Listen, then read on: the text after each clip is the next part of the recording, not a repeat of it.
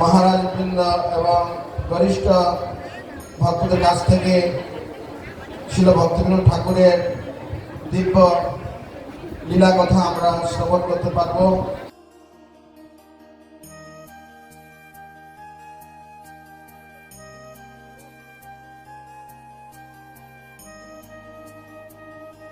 তো এই here quite a few times.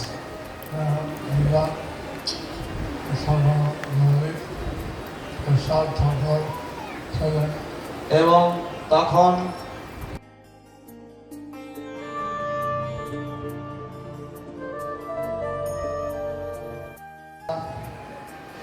বিলম্ব না করে সকলে আমাদের মাঝে চলে আসুন। ভূবরাহ স্পেশাল আমাদের পরম সৌভাগ্য হবে আজকে আমরা ইসকনের সম্মানিত গুরুবৃন্দ, মহারাজ বৃন্দ এবং বরিষ্ঠ ভক্তদের কাছ থেকে শিল ভক্তিবিনোদ ঠাকুরের দিব্য লীলা কথা আমরা শ্রবণ করতে পারব এবং ভক্তিবিনোদ ঠাকুরের বিশেষ কৃপা আমরা লাভ করতে পারব।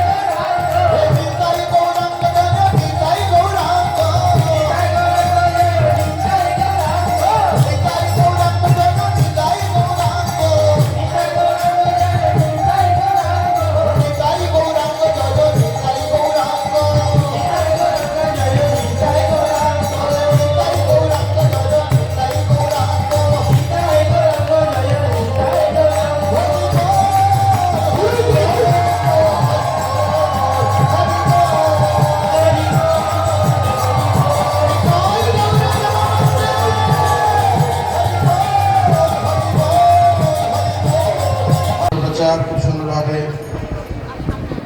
বিস্তার লাভ করছে, তা আমরা মহারাজকে পেয়েছি আমাদের মাঝে। আমরা অত্যন্ত সৌভাগ্যবান।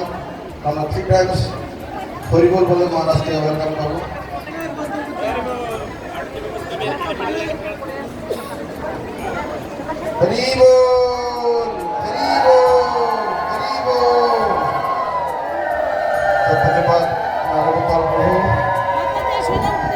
পূজ্যপাদ মহারাজকে বরণ করে নিলেন এবং বরণ করে নিচ্ছেন পরম পূজ্য শিশুমান ভক্তি প্রচার পরিব্রাজক স্বামী মহারাজকে। আমি অনুরোধ করবো মহারাজকে শ্রী ভক্তিবিনোদ ঠাকুরের দিব্য লীলা কথা আমাদের মাঝে পরিবেশন করার জন্য। হরে কৃষ্ণ।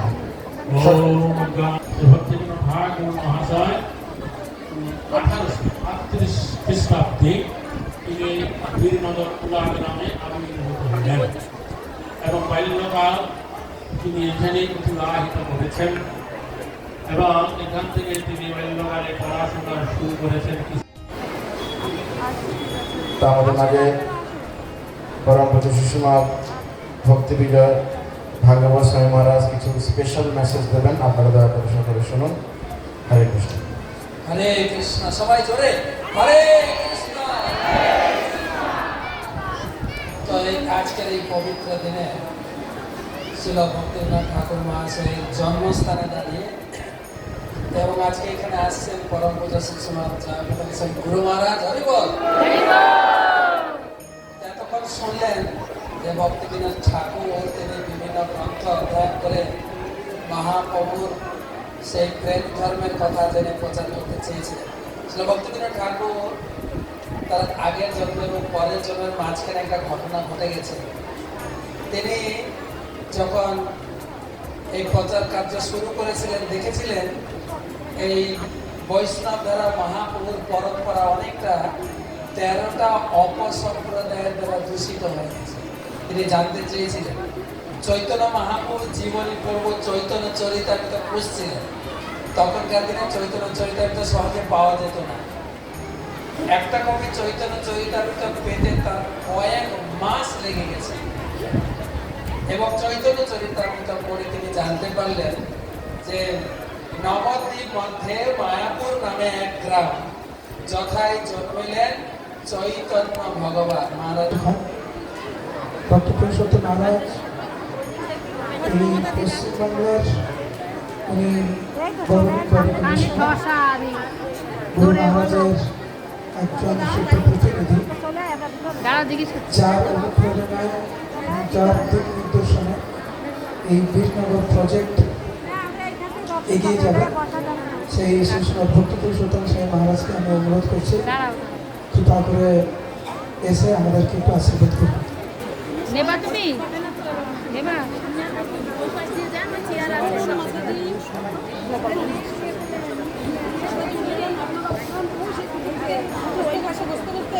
হরে কৃষ্ণ। ভক্তিবিনোদ ঠাকুরকে মামা দিদি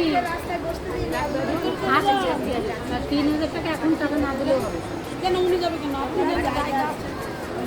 ভিতরে যান, সবাই থেকে ঘুরে যান। ওই পাশে চেয়ার আছে,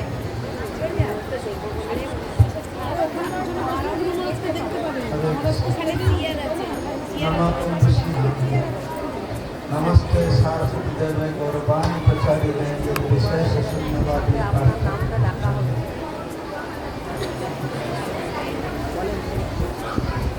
तो इस स्थान की ভক্তিবিনোদ ঠাকুরের জন্মস্থান নামহট্টা শুরু করেছিলেন শ্রীমান নিত্যানন্দ প্রভু। সুরভি কুণ্ডেতে নামের হাট খুলেছে খোদ নিতায়। শ্রীল ভক্তিবিনোদ ঠাকুর এই সুরভি কুণ্ডতে মদ্রুম দ্বীপে তিনি বাস করছিলেন, কিছু গ্রন্থ রচনা করেছেন। তো নিত্যানন্দ প্রভু প্রবর্তিত সেই নামহট্ট প্রকল্পকে শ্রীল ভক্তিবিনোদ ঠাকুর এই জগতে পুনঃ প্রতিষ্ঠা করেছেন। পরবর্তী সময়ে তার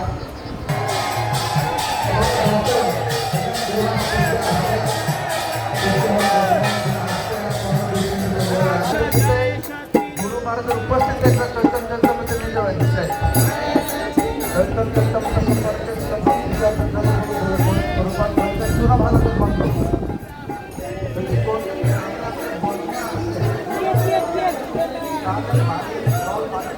জল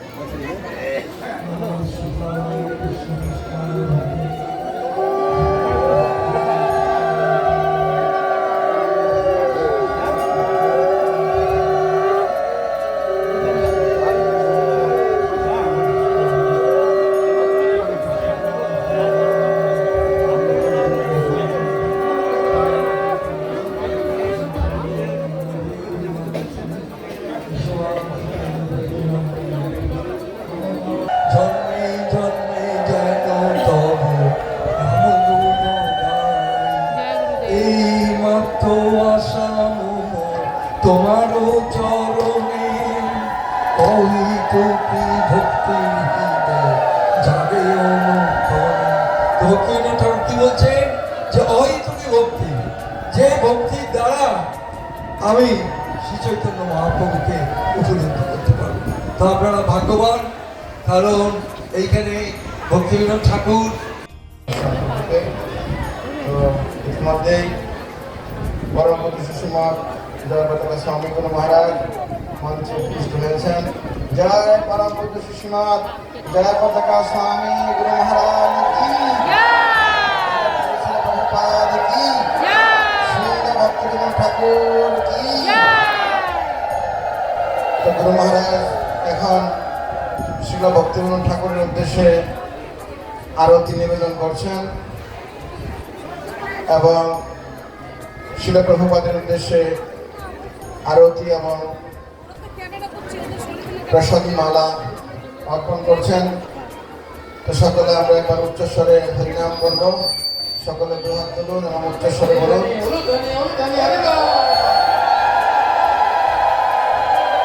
হরে কৃষ্ণ হরে কৃষ্ণ কৃষ্ণ কৃষ্ণ হরে হরে হরে রাম রাম রাম হরে হরে হরে কৃষ্ণ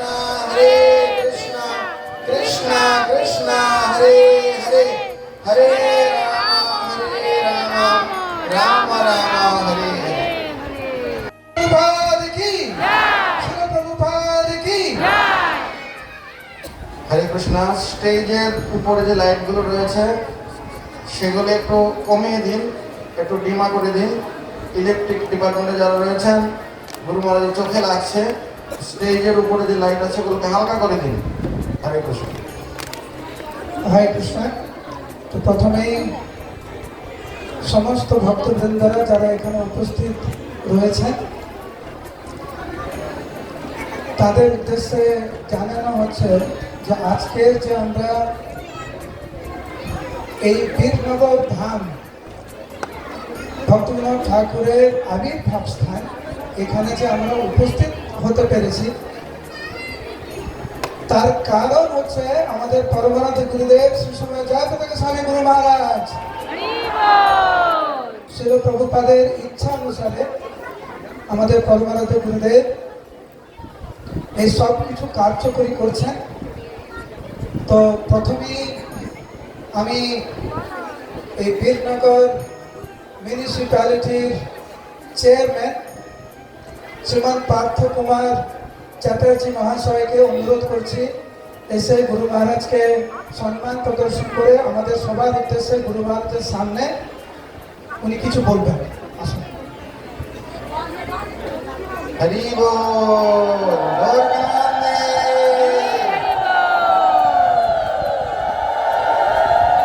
জয় পরম পূজ্য সুষমা জয় পতাকা স্বামী শ্রী গুরু মহারাজ কি শ্রী প্রভুপাদ কি গৌরকানন্দে।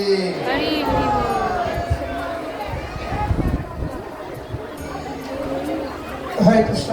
আমি একটি কথা নির্দ্বিধায় বলতে পারি যে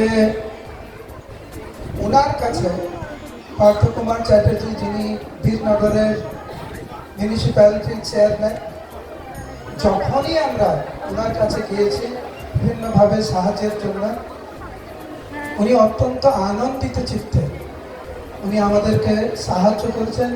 ভক্তি বিনোদ ঠাকুরের পরবর্তী শিষ্যদের ইচ্ছা অনুযায়ী জয় পতাকা মহারাজ আজকে বীরনগর শহরে এসছেন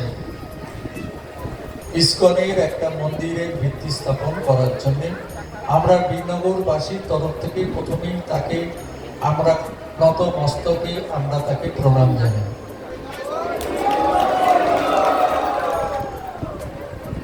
ভক্তি বিনোদ ঠাকুরের 8 জন ছেলে ছিল। Here quite a few times.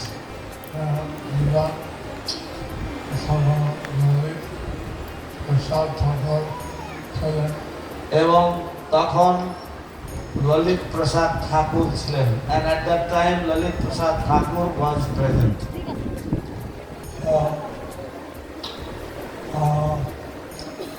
বাবা প্রস্তাব দিয়েছে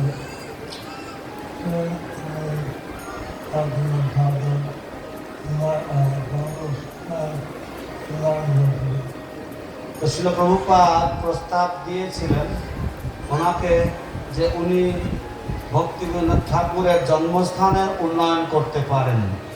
শিল Prabhupada gave a proposal to Lalit Prasad Thakur that he could make a development on the birthplace of Srila Bhaktivinoda Thakur.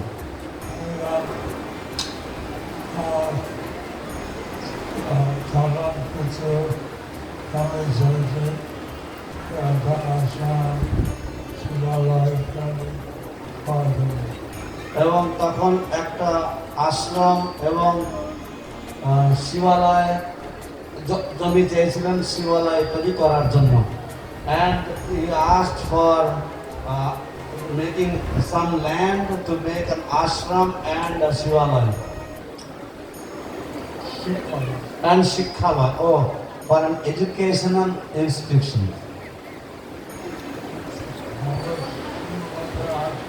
Dada Shiva Mandir ইতিপূর্বে আছে।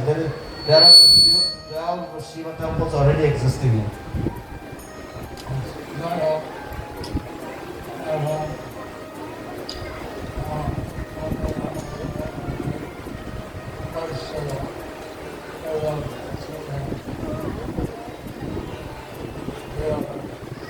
যাই হোক, উনি অনেক বয়স ছিল এবং তার কিছুদিন পরে উনি দেহ রেখেছেন।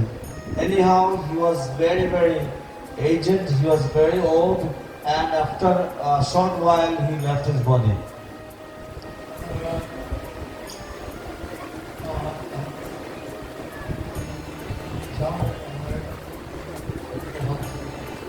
এবং জমিও অনেক বিক্রি হয়ে গেছে, and a lot of his land was sold off.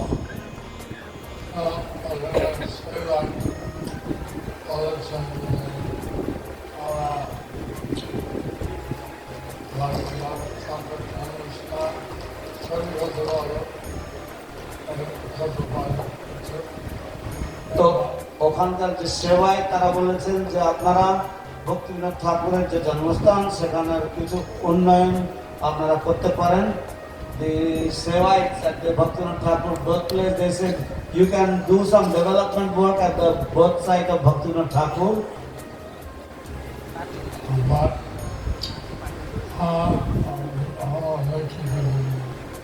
But কিন্তু আমরা লিখিত দেব না, but we will not give you anything in writing.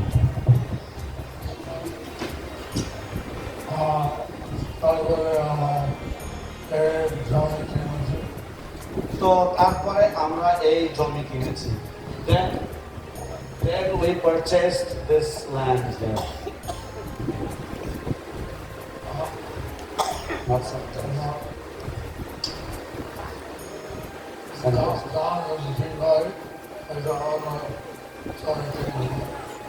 দাম যদি ঠিক হয় তাহলে আমরা অন্য জমি কিনতে পারি। If the price is proper, then we can purchase some more land.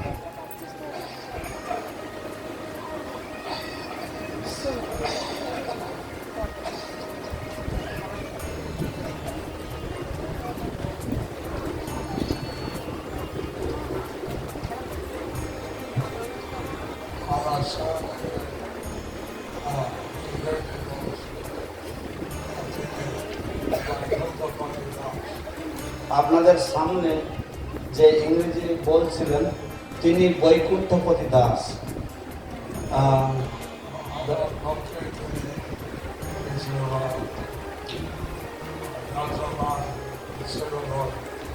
আমার পক্ষ হয়ে তিনি কিছু যজমান সেবা করলেন। On my behalf, Vaikuntapati Das is working as the yajaman of this ceremony.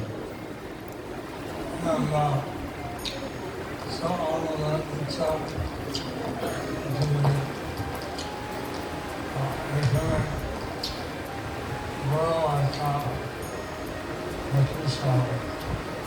তো আমাদের ইচ্ছা যে এখানে বড় একটা প্রতিষ্ঠান হবে। It is our sincere desire that there will be a big institution here. Bhaktinath Thakur এই স্থান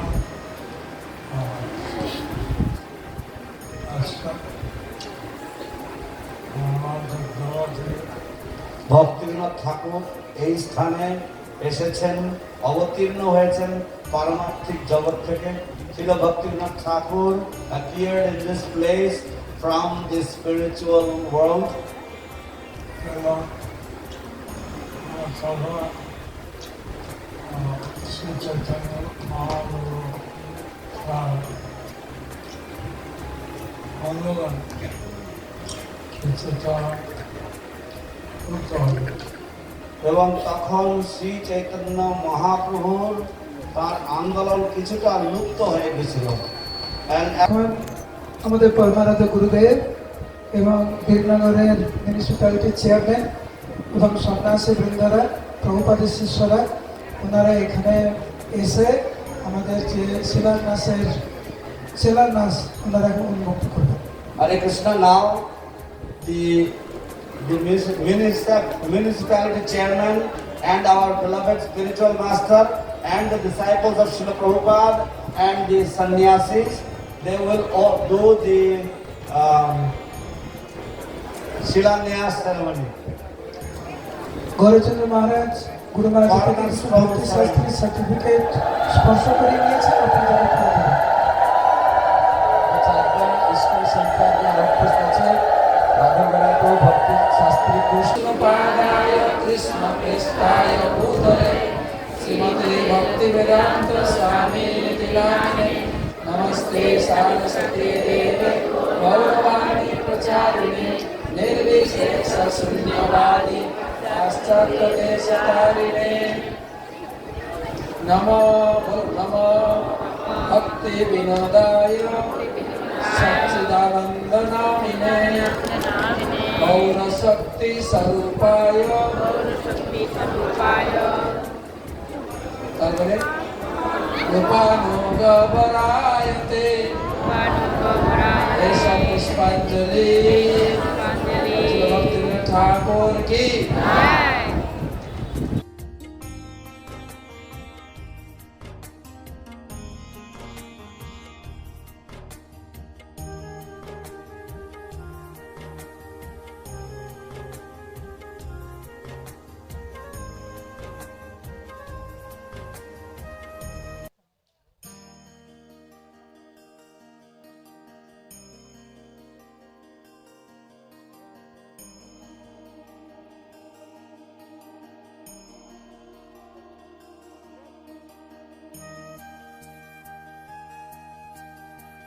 তো এই মুহূর্তে আমি বৈকুণ্ঠ প্রতিপ্রভুকে অনুরোধ করছি কিছু বলার জন্য। সুজিতেন্দ্র প্রভু ওটা অনুবাদ করে দেবেন, উনি ইংরেজিতে বলবেন। গুরু মহারাজ বৈকুণ্ঠ প্রতিপ্রভুকে দায়িত্ব দিয়েছেন এই জায়গায়। তিনি আমাদেরকে কৃপা পরবশ হয়ে এই দায়িত্ব প্রদান করেছেন। We assure our Guru Maharaj that we will put in our best efforts and will complete this project. আমরা আমাদের গুরু মহারাজকে বিনম্রভাবে সম্পূর্ণরূপে আশ্বস্ত করছি যে আমরা প্রাণপণে চেষ্টা করব এবং আমরা সম্পূর্ণভাবে এই প্রকল্পটিকে বাস্তবায়ন করার জন্য পূর্ণ প্রচেষ্টা আমরা প্রদান করব। হরি বল।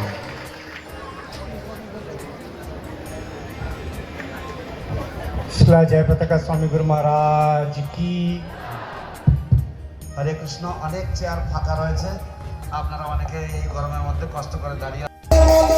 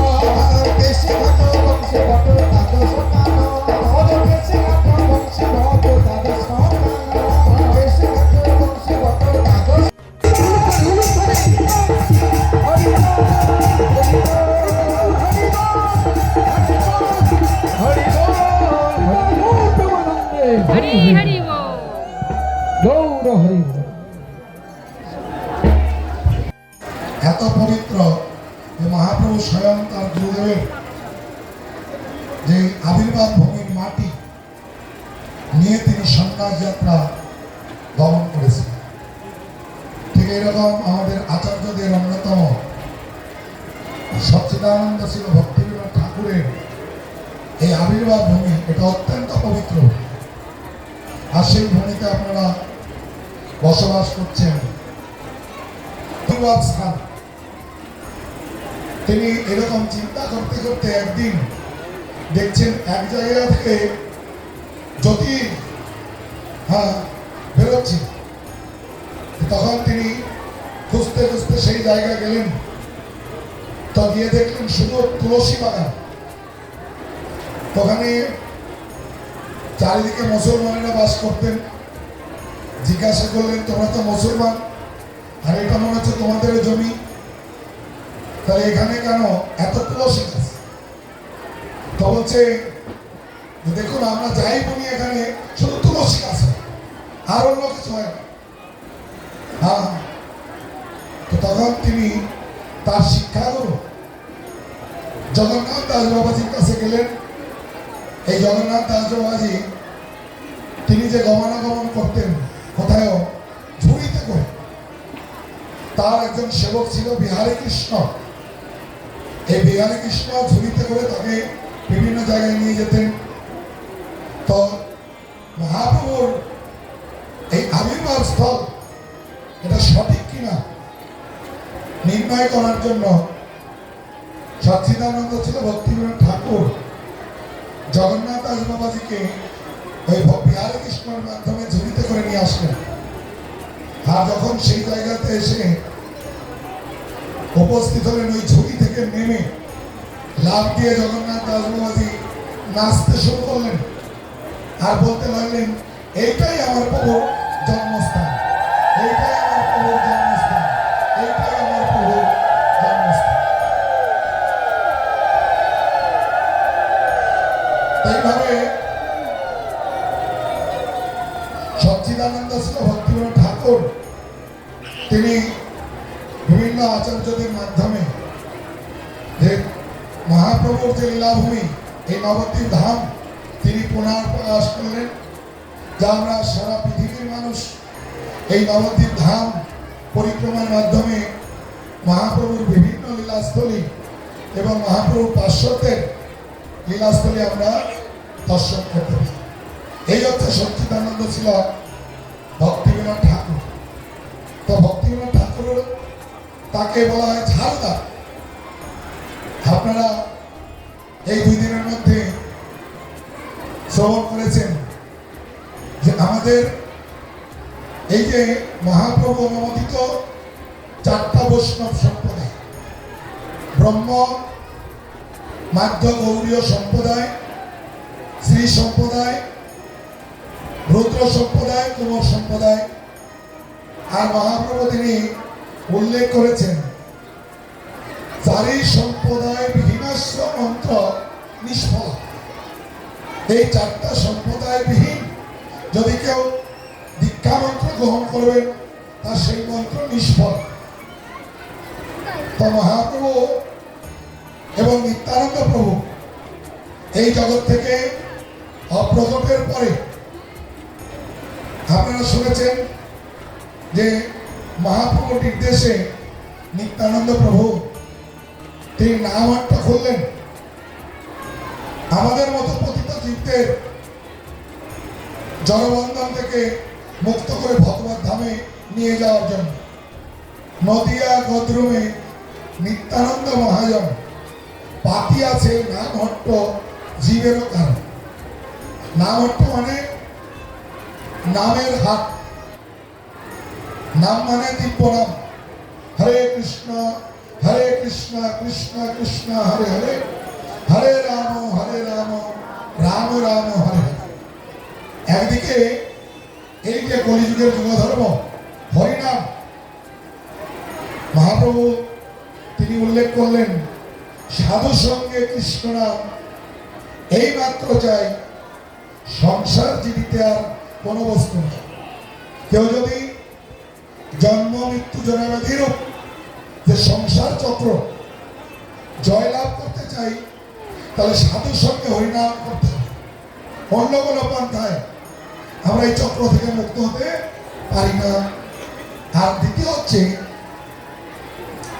এই যে রাম অট্ট এত গুরুত্বপূর্ণ। আপনারা সবাই গাড়িতে চলেছেন, এই গাড়ির একটা আত্মা আছে। কেউ বলতে পারবেন গাড়ির আত্মাকে? বাবু, আজ আমার গুরুদেবের হাত থেকে আমি আশীর্বাদ পেয়েছি। আজকে আমার গুরুদেব এই যে এত কিছু আমাকে উপহার দিয়েছে। এই উপহারের মধ্যে এটা রয়েছে মহাপ্রসাদ। আমি আমার গুরু মহারাজের কাছ থেকে উপহার পেয়েছি। এটা হচ্ছে প্রাইসলেস, এর কোনো মূল্য হয় না। আমি সারা জীবন অপেক্ষা করে থাকতাম আমি কবে গুরু মহারাজের পাশে যেতে পারবো, একটু কাছে যেতে পারবো, ওনার আশীর্বাদ পাবো। তাই এতদিন পর আমি আমার গুরু মহারাজের আশীর্বাদ পেয়েছি। আমার গুরু মহারাজের স্পর্শ, এই গুরু মহারাজের এই উপহারগুলো আমাকে স্পর্শ করে দিয়েছে। এটা আমার সবথেকে বড় পাওয়া। এই একটা শ্রীমদ্ ভাগবত গীতা যথাযথ দিয়েছেন, আর অনেক কিছু দিয়েছেন। আর দিয়েছেন হচ্ছে এই যে ভক্তি বিনোদ ঠাকুরের এই বইটা উপহার দিয়েছেন। আর এই যে প্রসাদে একটা মালা দিয়েছেন, এই মালাটা। আর একটা তিলক দিয়েছেন, এই যে তিলকটা, এই তিলকটা দিয়েছেন উনি। আর এই নৃসিংহদেবের প্রসাদী তেল দিয়েছেন দুটো। আর দিয়েছেন হচ্ছে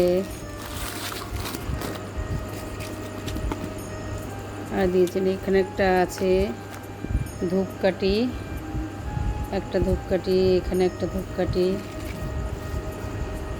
এই একটা ধূপকাঠি, আর একটা কার্ড আছে। আর দিয়েছেন একটা রাধা মাধবের মূর্তি, মূর্তি না, ফটো।